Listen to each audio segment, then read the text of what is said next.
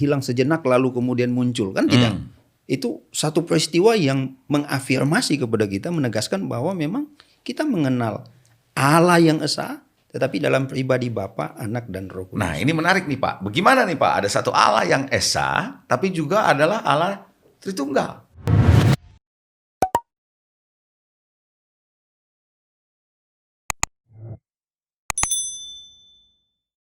Shalom para pemirsa dimanapun Anda berada, senang menjumpai Anda kembali di dalam acara podcast Today's Message. Saya percaya Anda diberkati Tuhan, salam hebat, dahsyat, luar biasa. Anda boleh ketik dengan Anda punya salam hebat, dahsyat, dengan api, semua boleh saudara ya. Puji Tuhan. Nah kali ini saya duduknya di kursi sini, bukan di kursi seberang. Saya hari ini bukan menjadi narasumber, tapi saya menjadi host. Nah hari ini kita punya narasumber yang luar biasa ya, bersama dengan Pak Edward Hanok MA, dipanggilnya nama kerennya Bang Edo. Apa kabar Pak? Kabar baik. Luar biasa, haleluya. Senang bisa menjumpai Bapak di sini. Dia adalah dosen dari STT ya Pak ya. Benar. Ngajar luar biasa dan lulusan Belanda saya tahu. Ini Belanda. Infonya jelas ini ya. Iya, luar biasa lulusan Belanda. Keju nih Pak ya. Wah, doyan keju dong. Ya susah dapatnya di sini ya. Susah dapatnya ya? Susah dapatnya. Susah yang asli ya Pak? Susah yang asli. Puji Tuhan, luar biasa. Keju itu kan asem. Enggak juga. Enggak juga ya? Enggak juga. Kalau yang muda asem. Oh gitu ya. Wah, luar biasa.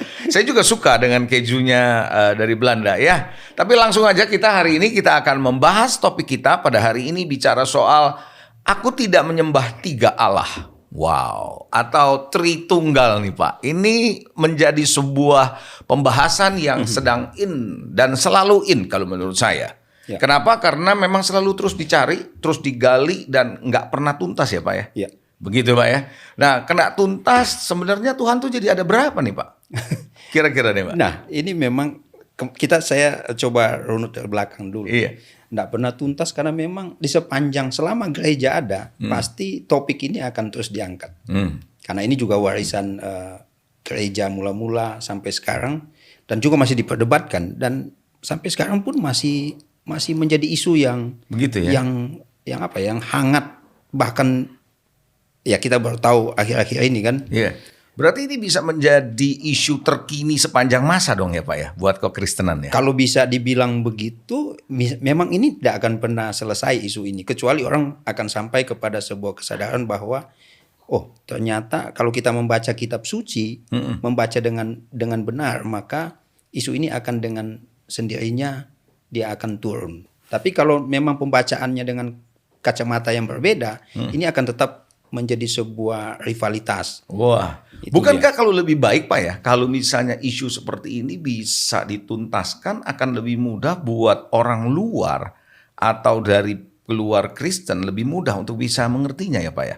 Kenapa ini kayaknya seolah-olah misteri Pak?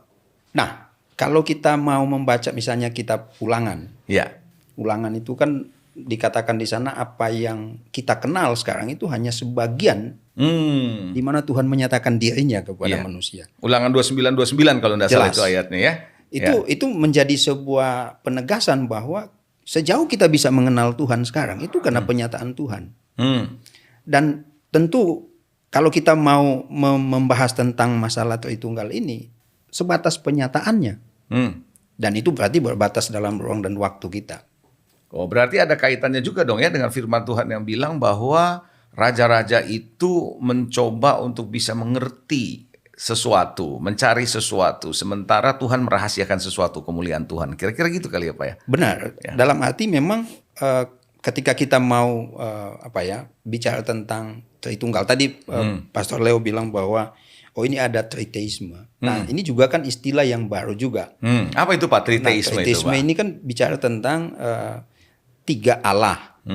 Tapi kalau kita belajar misalnya, atau kalau kita membaca kitab suci, sebenarnya penekanannya itu hanya pada dua tensi. Yang satu itu adalah monoteisme, dan yang satu adalah politeisme. Jadi tidak ada di tengah triteisme. Poli itu karena memang kondisi umat Israel pada waktu itu memang diperhadapkan dengan banyak keyakinan dewa, tapi tidak di satu atau difokuskan kepada ada Allah dalam arti menjadi kemudian numerik. Triteisme. Kita hanya mengenal bahwa the triune God. Allah yang esa, Allah yang satu. Jadi memang istilah triteisme itu apakah dia muncul baru saja di tengah-tengah antara misalnya antara monoteisme dan politeisme. Pembacaan saya terhadap kitab suci tidak berubah, bahwa hanya dua isu ini aja, mono dan juga poli. Jadi antara satu atau banyak gitu ya Pak ya. Nah sekarang persoalannya adalah gini Pak, kalau orang bilang Tritunggal, ya kan, atau Allah itu ada berapa, kita menyembah berapa Allah sebenarnya kan, atau Tritunggal. Tapi kan dalam Alkitab itu Pak, gak ada loh dari Kejadian sampai kitab Wahyu, gak pernah ada kata Tritunggal. Nah kan kalau kita suka berkata kepada orang Kristen, kalau sesuatu yang gak ada di Alkitab, itu gak Alkitabiah. Nah itu gimana tuh Pak? Nah memang harus diakui bahwa Tritunggal itu, ya, Trinity itu tidak ada memang di dalam kitab suci, istilah loh. Yap. Tetapi bukan berarti istilah tidak ada kemudian kita menafikan, kita menolak bahwa memang di dalam penyataannya, ya kita mengenal Tuhan sebagai Bapa, Anak dan Roh Kudus. Itu nggak bisa ditolak. Tinggal formulasinya. Nah ini saya kira orang mengkritisi itu pada formulasinya saja. Tapi pada inti pengajaran itu fakta, nggak bisa dibantah bahwa kita mengenal Tuhan sebagai Bapa, Anak dan juga Roh Kudus. Jadi sebenarnya istilah Tritunggal tidak ada soal istilah itu. Tapi itu juga konsep berarti ya Pak ya. Kepada ya memang konsep, kalau kita bilang konsep itu dibangun dari data, dibangun dari apa yang kita dapatkan dari kitab suci. Jadi sebenarnya menurut saya kembali kepada kitab suci, pembacaan kita terhadap penyataan ini. Ini kan penyataan Tuhan yang sempurna ini kitab suci. Betul. Nah kalau kita membaca itu dengan baik, saya kira iya bahwa istilah Tritunggal tidak muncul. Tetapi fakta bahwa Bapa, Anak dan Roh Kudus ada. Nah sekarang kalau begitu, apakah Tritunggal ini kalau dikatakan istilah, tadi kan Bapak bilang kata istilah Tritunggal nggak ada. Berarti kan secara pengertian atau konsep mestinya kan ada kelihatan di Alkitab.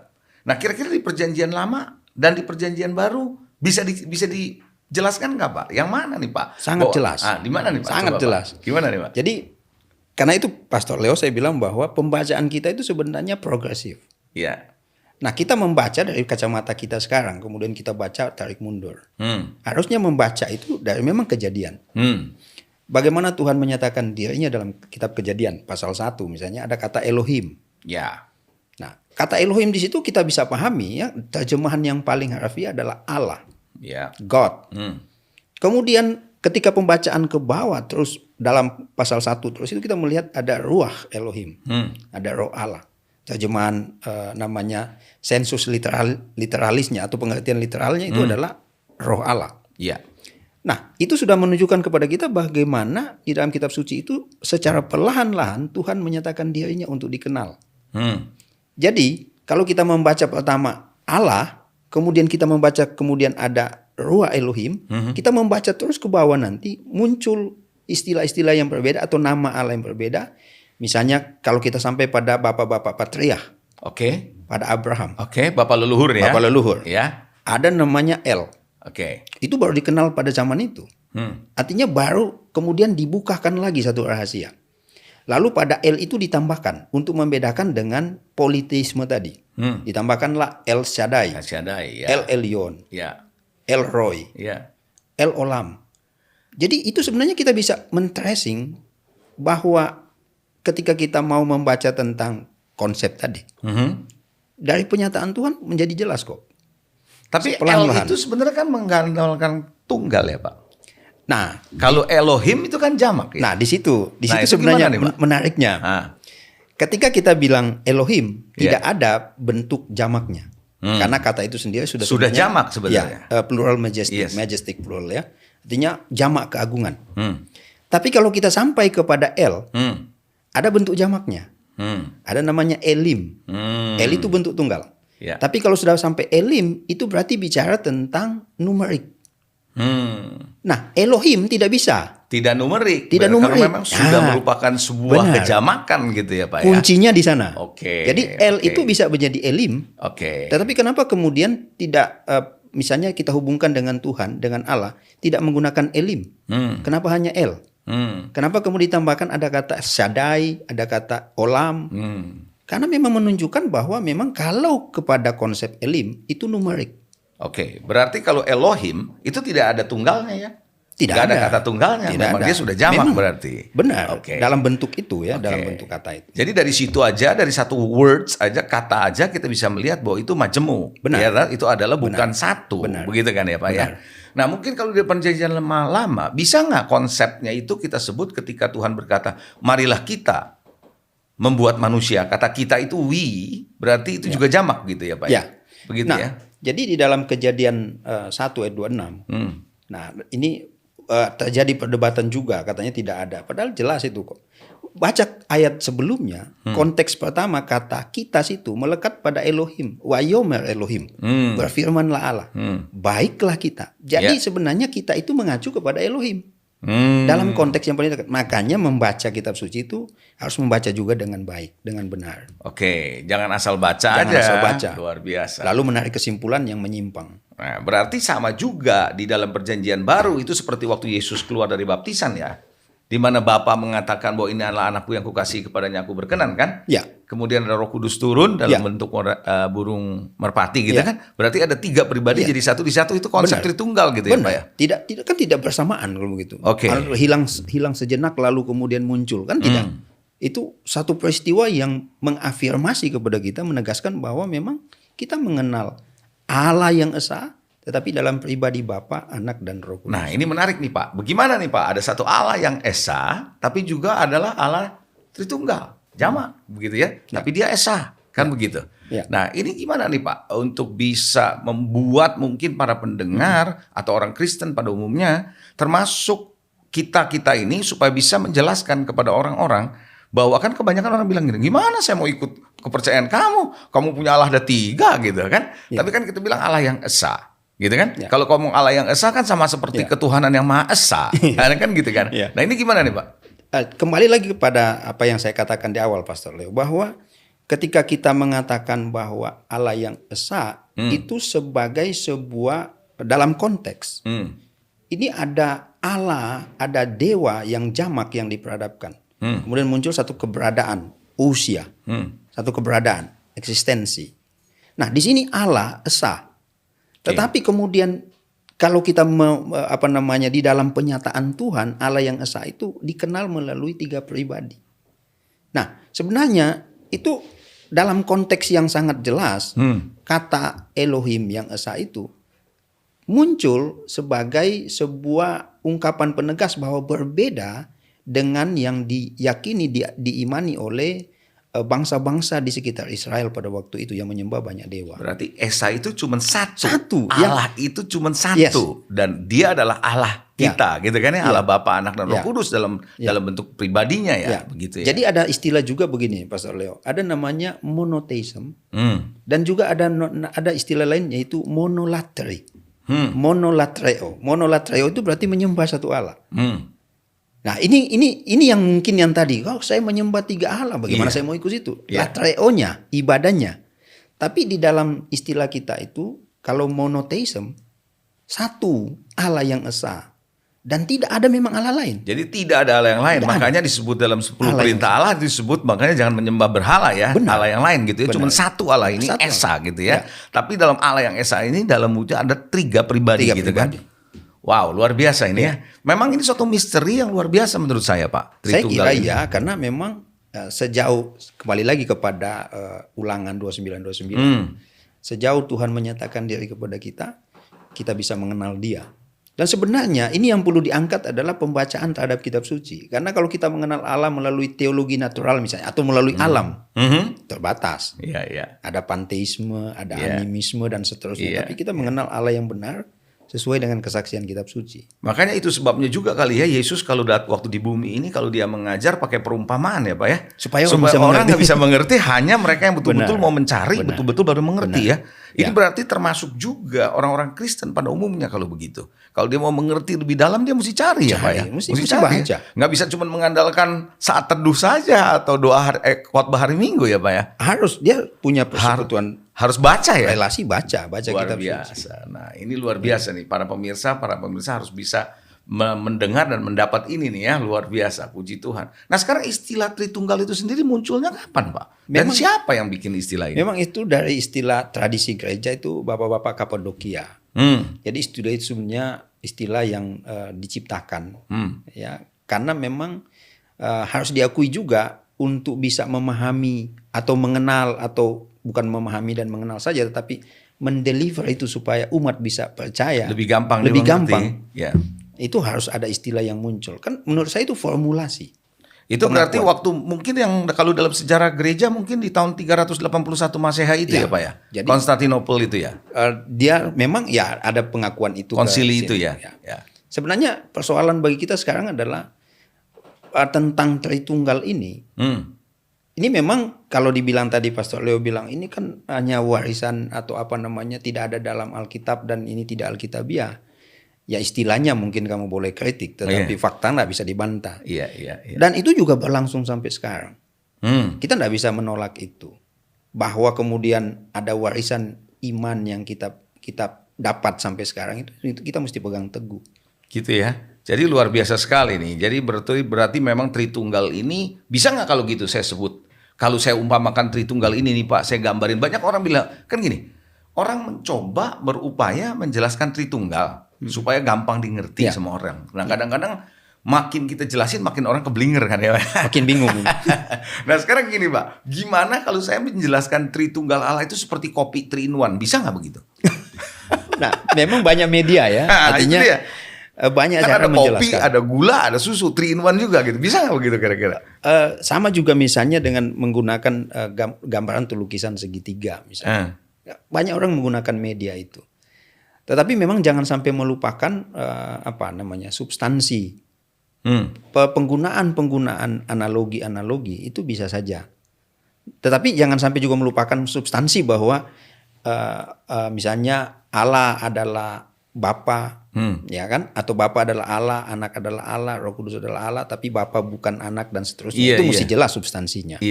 Nah, kemudian misalnya kopi 3 in 1 itu, nah ini mesti dipikirkan juga nih. Soal bisa-bisa itu memang harus dilihat persesuaiannya dengan substansi tadi. It's okay. Iya, jadi kan bisa dong kalau disebut nanti gula tidak sama sama kopi. Kan gitu kan? Tapi kopi tidak sama dengan susunya, tapi kalau dijadiin satu adalah satu. Kemudian, bisa begitu nggak ya? Kalau dia misalnya menjadi satu, apakah dia kemudian bisa cair nggak berbeda-beda? Nah, itu dia, benar juga. Berarti nggak bisa juga ya, Pak? Bisa. Memang manusia terbatas. Ya kan? Karena kita harus dimensi diakui. yang diciptakan nggak mungkin untuk menjelaskan yang menciptakan kali ya. Saya kira memang itu mesti diakui. Siapapun kita yang mengenal Tuhan, dengan penuh kesadaran, dengan penuh kerendahan hati, bahwa kita sedang mengungkapkan pengenalan kita itu dalam ruang dan waktu, dan itu sangat terbatas. Berarti boleh dong ya kalau saya sebut begini, untuk mengenal Allah Tritunggal ini kita harus belajar untuk percaya lebih daripada menggunakan otak kita untuk bisa mengerti. Kuncinya kira-kira begitu kali ya. Kuncinya memang harus bertolak dari situ. Dengan percaya saya mengerti. Itu kan Ibrani 11 ayat 3. Yeah. Bukan dengan mengerti saya percaya. Yeah. Bisa kita menggunakan Ibrani 11 ayat 3 bahwa kuncinya di sana. Percaya baru saya mengerti. Tapi kalau saya mengerti baru saya percaya, tidak akan pernah ketemu. Betul. Selisih jalan. Iya. Saya pernah ngomong begini loh Pak, bahwa ada orang bilang bahwa kenapa kamu percaya sama Tuhan? Yang nggak bisa kamu ngerti, dia bilang begitu. Saya pernah ditanya sama teman saya.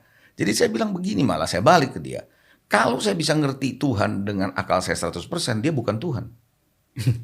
Saya sama Tuhan kalau begitu, saya bisa jelasin 100%. Lah kalau kayak gitu saya nggak perlu Tuhan yang kayak begitu. Saya selalu mengatakan bahwa kalau saya percaya Tuhan adalah secara akal saya sulit untuk bisa menangkap, mengerti, tapi realitasnya ada. Gitu ya. Tapi menurut saya ada beberapa istilah. Jadi rasional, irasional, dan suprarasional. Oh gitu. Jadi kita selalu berbenturan pada istilah irasional, tidak masuk akal. Sebenarnya kita itu rasional, makhluk yang rasional. Tetapi mengenal Tuhan dengan rasio kita, Tuhan yang suprarasional. Gitu ya. Itu harus dibedakan. Jadi ya pemirsa sekalian itu juga harus membedakan itu, Pak. Artinya jangan sampai hanya terjebak di mana? irasional. Oke. Harus dia ditekankan juga suprarasional. Oke, jadi beyond gitu ya Pak ya. Beyond ya Pak ya. Benar. Dan menurut saya juga banyak yang bilang begini Pastor Leo. Ya kalau saya juga paling jengkel tuh misalnya kalau ada orang yang misalnya bilang Allah kok nggak bisa dimengerti begitu. Ya tentu ketika kita mengungkapkan itu harus dengan perhatian penuh bahwa ya Allah bukan tidak bisa dimengerti. Sebatas kita mengerti. Oke, keterbatasan kita keterbatasan. berarti ya. Sebatas kita mengerti, di situ kita kenal Tuhan. Kira-kira gitu kali ya. Pengenalan kita. Kan knowing God. Oke. Jadi pengenalan kita akan Allah. Itu yang membuat kita mengerti. Buat kita mengerti. Oke, berarti kuncinya pengenalan akan Allah dong. Benar. Sebenarnya pengenalan akan Allah itu yang kemudian menolong kita, menuntun kita untuk ya tadi pengenalan akan Allah itu tentu kita tidak bisa partisi. Di mana mengenal Allah, di mana saya mengetahui Allah, kemudian di mana saya percaya Allah. Tentu itu include ya. Bisa nggak saya kalau ngomong begini Pak? Semakin saya mengenal Allah secara pribadi, semakin saya bisa ngerti Tritunggal. Bisa begitu nggak? Tentu. Menurut Gitu ya? saya itu kuncinya. Semakin saya mengenal Allah. Dan sebenarnya pengenalan Allah itu kita kan bukan hanya konsep saja. Ada afirmasi. Dari mana? Kitab suci. Jadi ketika kita memang kata Paulus kepada Timotius, aku tahu engkau misalnya sejak kecil sudah rajin membaca kitab suci. Karena dari sanalah timbul pengenalan kita akan Allah. Berarti kembali lagi membaca Kitab suci. firman Tuhan Yes, itu itu sangat penting. Nggak bisa ditawar-tawar. Gak Ya, bisa Pak? ditawar. Gitu ya. Biarpun sekarang sudah ada yang namanya renungan yang singkat-singkat gitu di YouTube di mana, tetap Oke, nggak masalah. nggak bisa Tetap menggantikan bisa. ya. Tetap itu harus kita punya waktu sendiri untuk baca kitab suci. Begitu ya. Ya. Nah, jadi kalau begitu ini luar biasa sekali. Nah, sekarang Pak, bagaimana Bapak? Saya pernah dengar Pak, ada istilah yang namanya oneness. Nah, itu oneness itu saya pernah diperhadapkan. Gini loh Pak, ada satu orang bilang sama saya begini, kalau kamu percaya Allah Tritunggal, ya, dibilang Allah Bapa, Anak, dan Roh Kudus.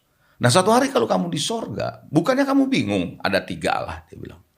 Jadi dia mencoba menjelaskan ke saya mengenai oneness, cuman ada satu, yaitu Yesus Kristus.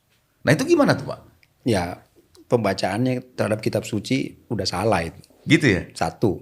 Oke. Karena ketika kita membaca kitab suci tentu di awal podcast ini sudah dikatakan bahwa memang Allah yang esa itu menegaskan kepada kita bahwa hanya Dia satu-satunya Allah dan tidak ada Allah yang lain. Itu satu.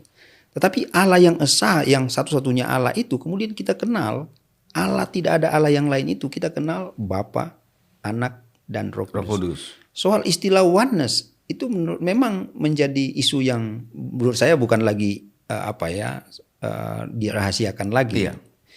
Makanya itu juga menjadi semacam satu hal yang kemudian membuat gereja menjadi terpecah sekarang ini. Iya, Itu karena harus diakui. itu semacam doktrin kan, semacam teologi yang memang berkembang sudah cukup lama kalau nggak salah ya. Sebenarnya ya itu kan dari Pentakostalisme gitu. Iya, Pentakolisme.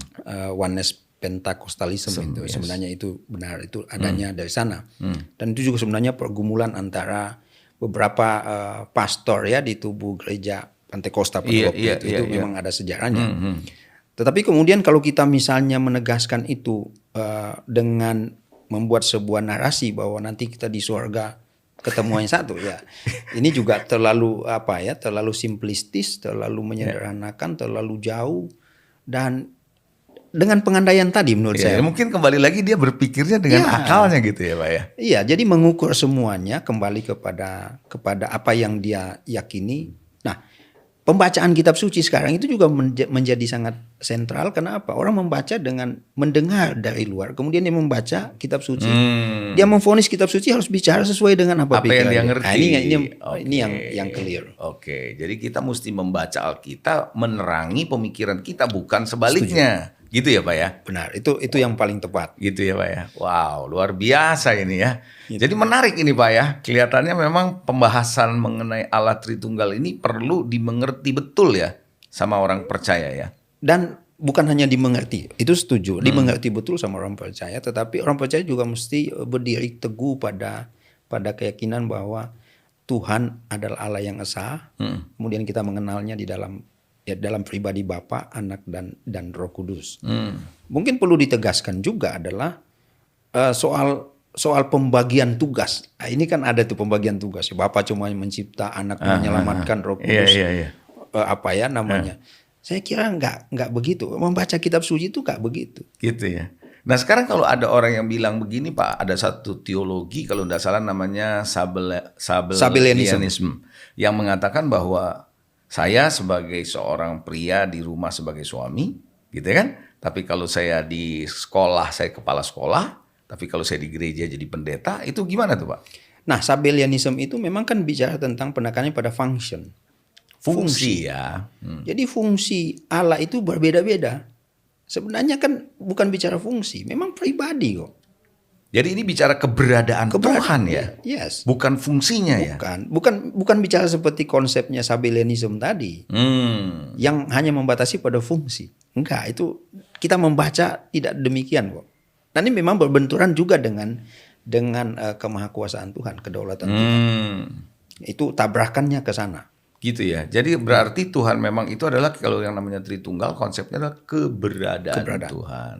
Bukan soal jumlah atau nomor atau fungsinya Tuhan gitu ya. Keberadaan atau Tuhan. keberapaan Tuhan. Ada keberadaan bukan keberapaan ya. Ya, itu istilah yang menarik gitu. Keberapaan Tuhan. Gitu. Saya kira perlu garis bawah itu ya. Jadi bukan keberapaan tapi keberadaan Tuhan ya Pak ya. Wow. Itu luar biasa ya. Jadi ya, dan ada juga kalau misalnya yang menyebut itu istilahnya apa tuh Pak? Kalau disebut Allah itu berbeda derajatnya. Nah itu memang ada hierarki. Subordinasi. Iya. Itu gimana tuh Pak? Nah ini kan juga dari saksi Yehova sebenarnya ya. Yang menekankan dari saksi Yehova itu ya Pak? Perbedaan itu misalnya. Ada hierarkinya. Jadi kayak kasta dong Pak? Ya tentu. Kan kemudian jatuhnya pada Yesus itu ciptaan. Oh ya, diciptakan jadi oleh Allah Bapa. Iya, lebih rendah. Jadi sama saja Yesus itu ciptaan. Dia bukan Allah yang kekal, yang kita kenal, tetapi dia ciptaan. Berarti itu kalau dia ciptaan seperti ada pengajaran Arianisme itu ya? Ya itu condong ke sana juga. Condong ke sana ya. Jadi memang kalau kita lihat misalnya subordinasi itu menempatkan seolah-olah Bapa nomor 1, kemudian Anak nomor 2, lalu Roh Kudus nomor 3. Nggak ada yang begitu Pak, nggak ada ya. Jadi Tuhan itu semua sama derajatnya, semua sama derajatnya dan 3 pribadi Allah itu, tapi cuma 1 ya, esa itu ya Pak ya. Karena kita mengaku Bapa adalah Allah, Yesus adalah Allah, Roh Kudus adalah Allah. Lalu di mana subordinasinya? Gitu. Karena semua sama derajatnya, gitu ya. Sama. Wow, ini luar biasa. Nah ada satu lagi nih Pak, mungkin Pak dalam waktu sisa yang ada. Sekarang ini kan juga rame nih Pak, karena kenapa saya rasa perlu sekali kita angkat juga isu Tritunggal ini. Menurut saya sekarang kan lagi rame nih, jadi sekarang jadi isu yang terkini di antara gereja-gereja ya.